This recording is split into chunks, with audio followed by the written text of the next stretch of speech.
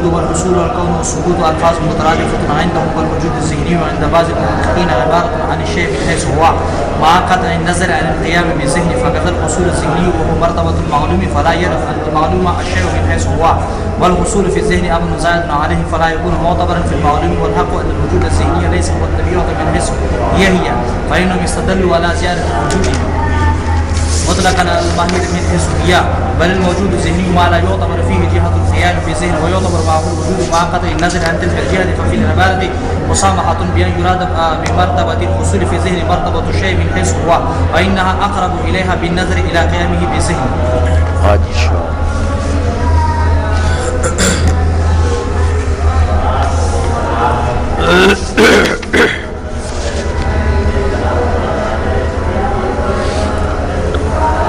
اب یہ علامہ بہاری رحمۃ اللہ علیہ فرماتے ہیں کہ وحلہ، یہ ہو ضمیر کا مرجع اس شک کی طرف عائد ہے جو انہوں نے فرمایا تھا کہ ہا ہونا شک مشہور، تو کہتے ہیں اس شک کے مشہور کا حل، لیکن حل کیسا حل؟ علی ما تفردت به،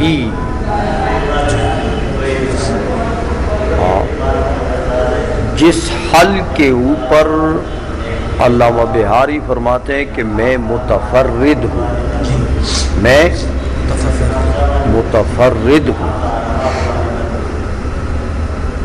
یعنی یہ حل اس شک کا کسی اور نے پیش نہیں کیا ہے۔ یہ اعتراض تو ہوتا ہے، اعتراض تو بہت پرانا ہے،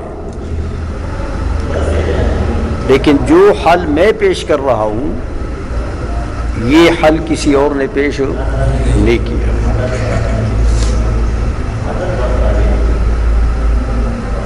اگرچہ اس پر اعتراضات ہیں کہ بھائی علامہ قوش جی جو ہیں، یہ آگے بات آ رہی ہے،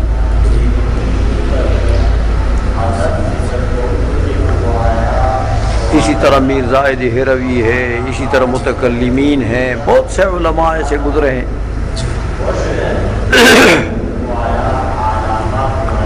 جو اس حل میں گویا کے ماتن کے ساتھ شریک ہیں، لیکن اس کے جوابات اور سوالات آگے آ جائیں گے ہم۔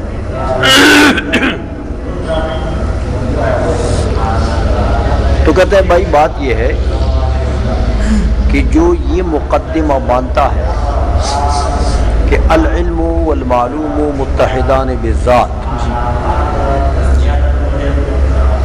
یہ مقدمہ جو پہلے گزر گیا نا، یہ مقدمہ جو مانتا ہے، اس مقدمے کی دار و مدار اس بات پر ہے کہ علم صورت حاصلہ کا نام ہے، علم معلوم متحد بالذات ہے۔ کون سا علم؟ علم بمانا صورت حاصلہ، وہ معلوم کے ساتھ متحد بالذات ہے۔ آج سمجھ میں؟ اس لیے کہتے ہیں کہ یہ علامات تفردت به ان العلم فی مسئلۃ الاتحاد، علم مسئلہ اتحاد میں کہ علم معلوم متحد بذات ہے۔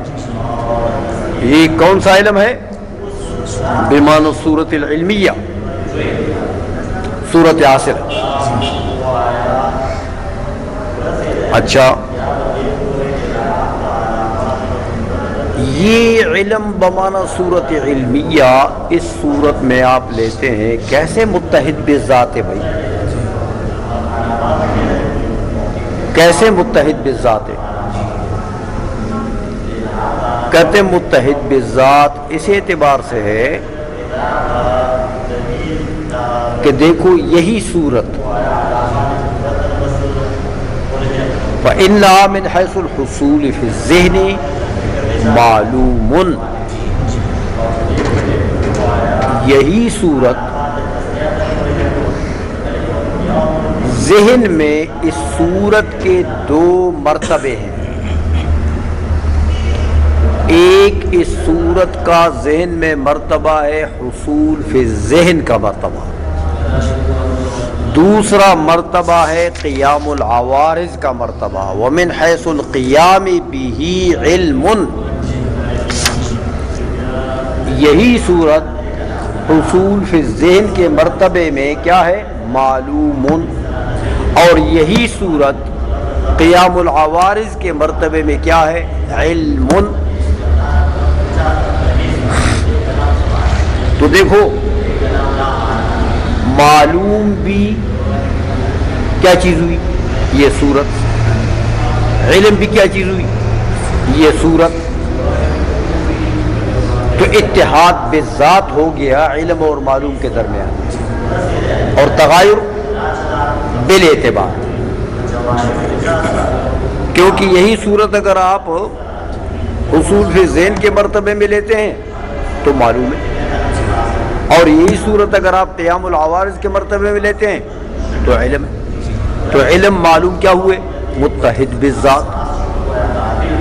تو جو لوگ کہتے ہیں، یہ مقدمہ مانتے ہیں کہ علم والمعلوم متحدان بالذات، ان کے نزدیک علم بمانا صورت حاصلہ ہے، اور علم بمانا صورت حاصلہ جب لیا جائے تو واقعی معلوم اور علم اور معلوم متحد بالذات۔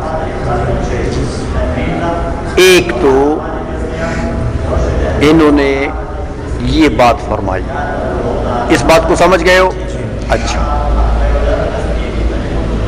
اب شارح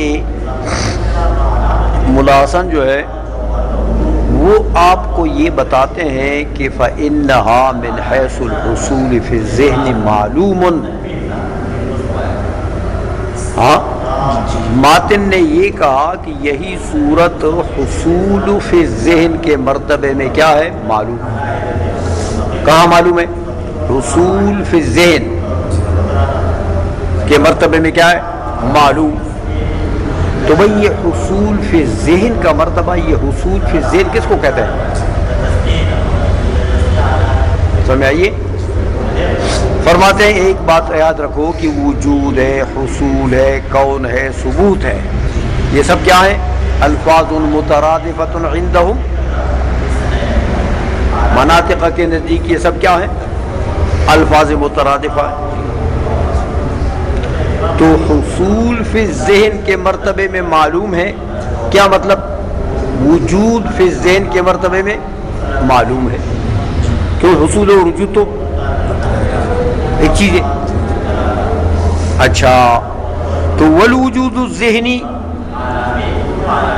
عند بعض المحققین عبارت عن الشیء من حیث ہوا مع قطع النظر عن القیام بالذہن۔ اب وجود ذہنی کس کو کہتے ہیں؟ کہتے ہیں بعض محققین کے نزدیک وجود ذہنی جو ہے وہ ماہیت من حیث ہیا کا مرتبہ ہے۔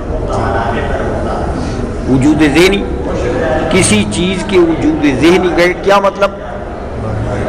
ہاں، کہ اس کے من حیث ہوا کا مرتبہ ہے، قطع نظر عوارض ذہنیہ سے۔ ماہیت من حیث ہوا کا کیا مطلب ہے؟ کیا عوارض ذہنیہ اس مرتبے میں نہیں ہے؟ مع قطع النظر عن القیام بالذہن۔ فَكَذَا الْحُصُولُ الذِّهْنِ، تو جب وجود ذہنی مرتبہ ہے کون سا؟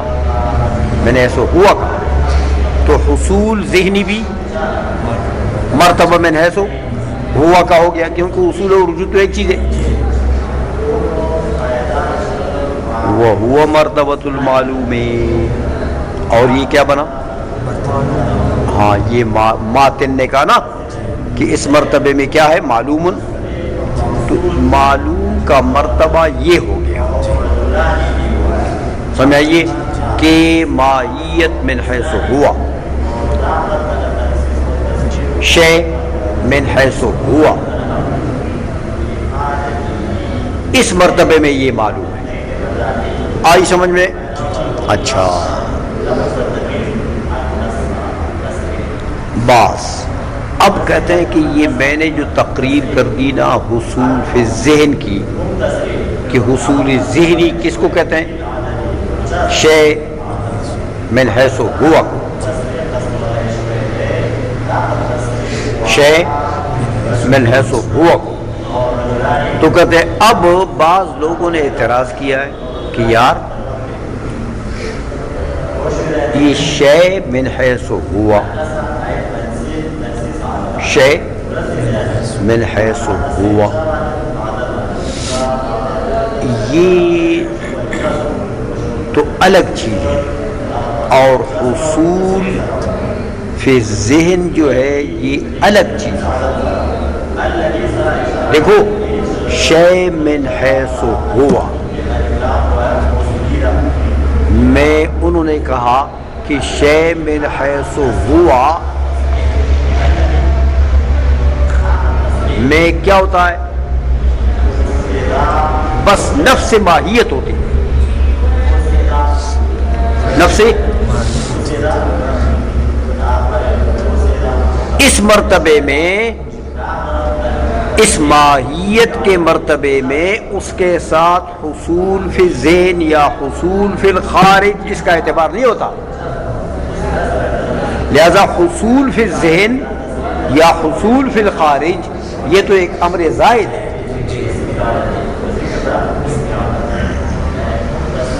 تو من حیث ہوا کا مرتبہ انہوں نے الگ بنایا اور حصول فی ذہن کو الگ بنایا. کہتے ہیں یہ تو ایک امر زائد ہے، اور ماہیت کے مرتبے میں تو صرف ماہیت کا اعتبار ہوتا ہے، حصول فی ذہن یا حصول فی الخارج یا حصول فی ظرف کا اعتبار اس میں نہیں ہوتا. سمجھ میں آئیے؟ تو کہتے ہیں اب جب میں نے یہ تقریر کر دی کہ بابا یہ مناطق کی اصطلاح ہے کہ حصول فی ذہن وہ کس کو کہتے ہیں، شے من حیث ہوا کو کہتے ہیں. یہ نہیں ہے کہ تم کہو کہ شے من حیث ہوا الگ مرتبہ ہے اور حصول فی ذہن الگ مرتبہ ہے. حصول فی ذہن ایک امر زائد ہے، امر زائد نہیں ہے.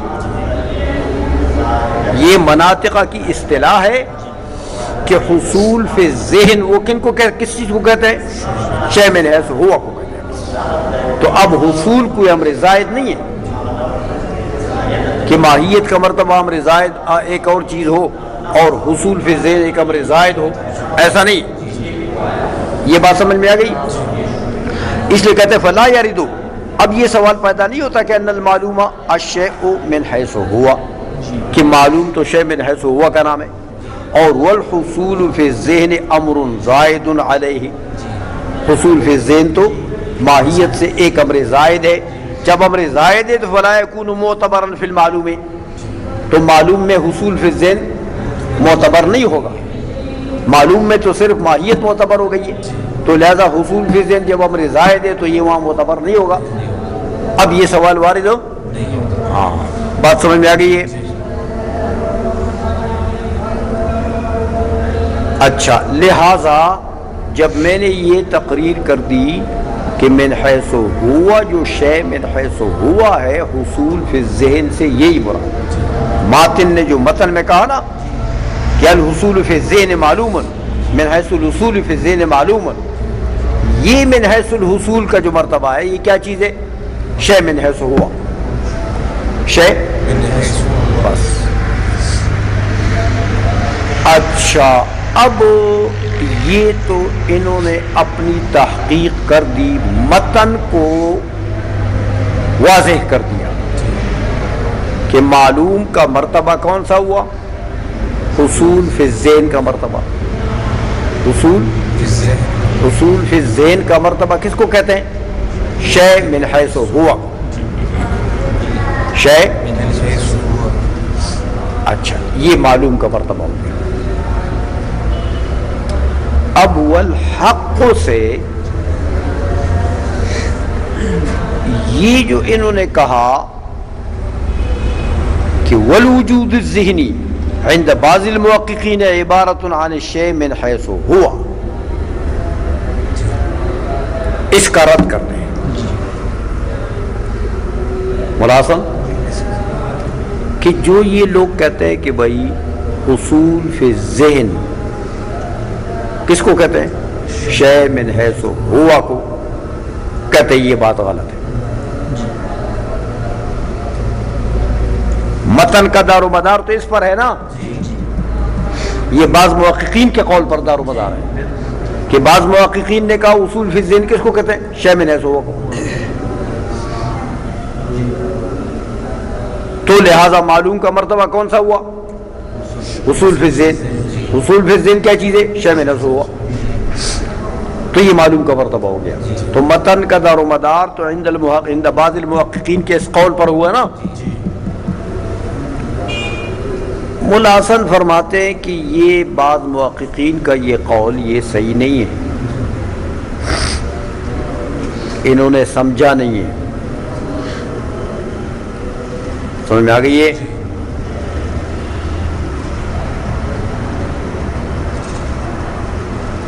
کہتے ہیں میرے بھائی بات سنو، ذہن میں 2 مرتبے نہیں ہیں، ذہن میں 3 مرتبے ہیں.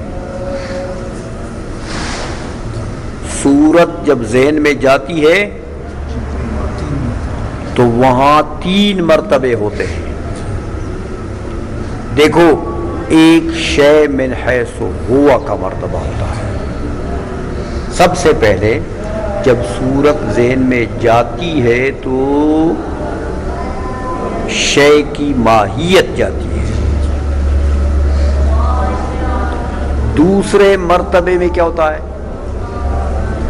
دوسرے مرتبے میں ماہیت کے ساتھ وجود ذہنی لگتا ہے. کیا لگتا ہے؟ اس کو حصول فی الذہن کہتے ہیں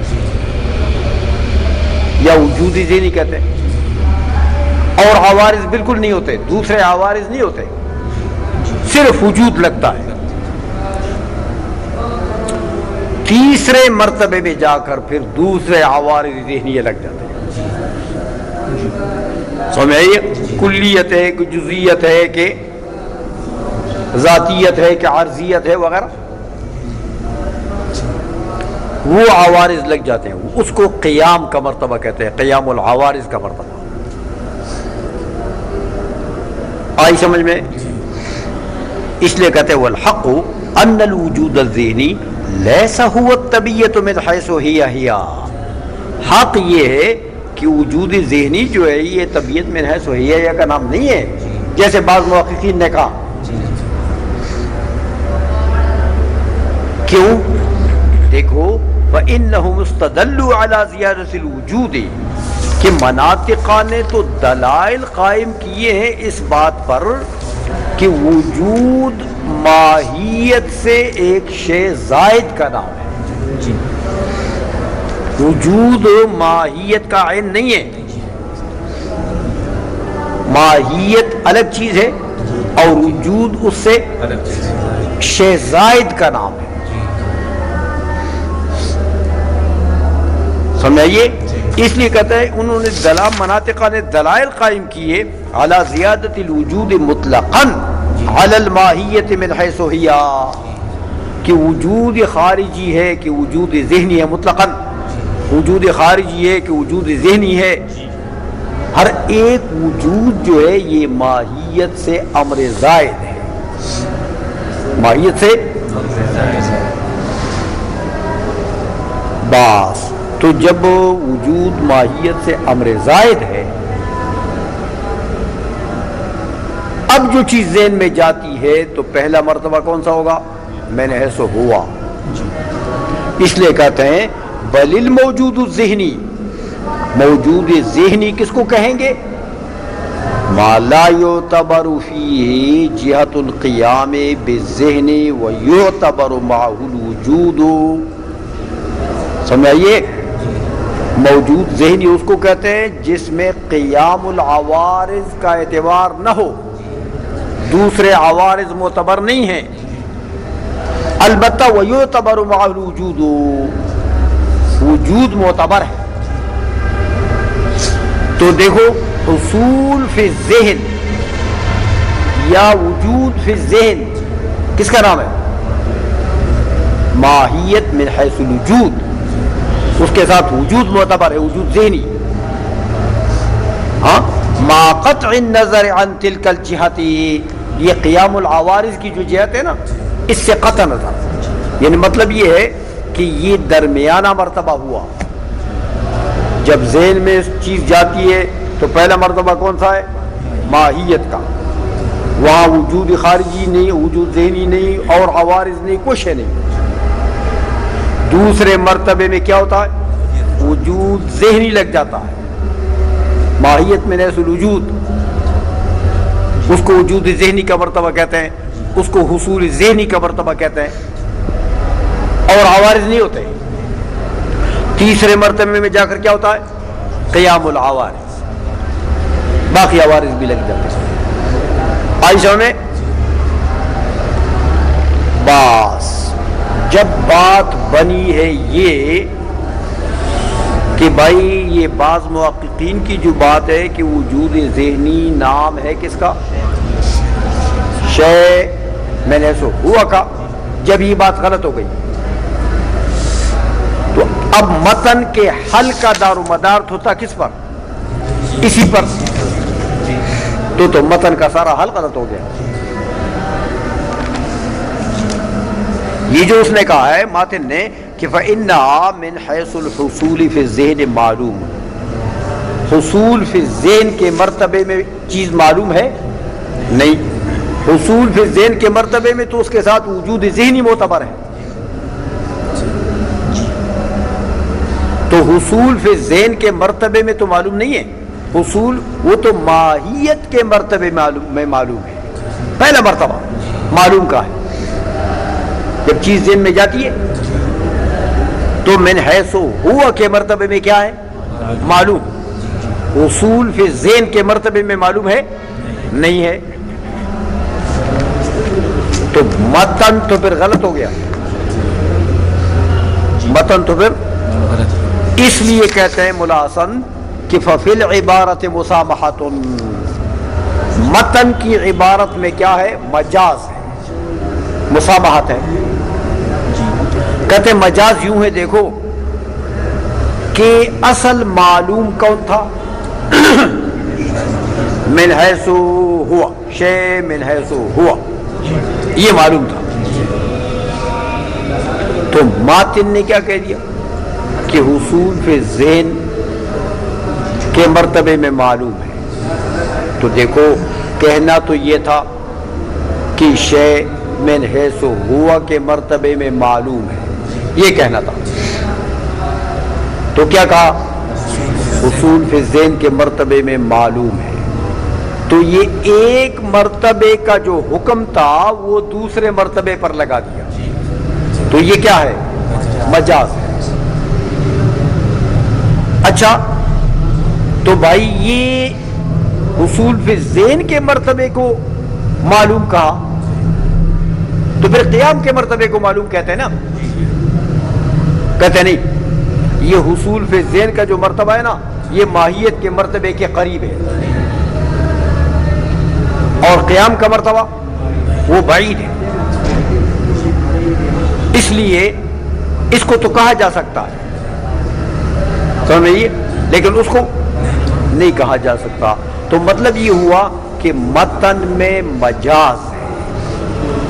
ماتن یہ کہنا چاہتے ہیں کہ شے من حیث ہوا کے مرتبے میں معلوم، لیکن من حیث ہوا کے مرتبے میں معلوم کہنے کے بجائے کیا کہہ دیا؟ حصول فی ذہن کے مرتبے میں معلوم. تو یہ اطلاق، ہاں معلوم کا اطلاق اس کے اوپر مجاز ہے. آئی سمجھ میں؟ اچھا اس لیے فرماتے ہیں ففی العبارت مسامحۃ، متن کی عبارت میں مسامحت اور مجاز ہے. بأن یراد بمرتبۃ الحصول فی الذہن، دیکھو بأن یراد بمرتبۃ الحصول فی الذہن مرتبۃ الشیء من حیث ہوا، کہ حصول فی الذہن کا لفظ تو اس نے بولا ہے لیکن مراد کیا ہے؟ شیء من حیث ہوا. تو یہ مجاز ہے. آئی سمجھ میں؟ فإنها اقرب الیہا بالنظر الی قیامہ بالذہن، کہ یہ مرتبہ بنسبت قیام بالذہن کے اقرب ہے، اس لیے اس کے اوپر اس کا اطلاق ہے. آئی سمجھ میں؟ لہذا ماتن کا مطلب پھر یہ ہوا کہ ٹھیک ہے بھائی ذہن میں 3 مرتبے ہیں، پہلا مرتبہ ماہیت معلوم، مرتبہ ماہیت میں معلوم، دوسرا مرتبہ حصول فی الذہن کا یا وجود ذہنی کا، تیسرا مرتبہ قیام العوارض کا. تو قیام العوارض کے مرتبے میں کیا ہے؟ علم. تو اب اتحاد بالذات ہوا کہ نہیں ہوا؟ علم معلوم میں اتحاد بالذات تو ہو گیا. بات سمجھ میں آ گئی ہے؟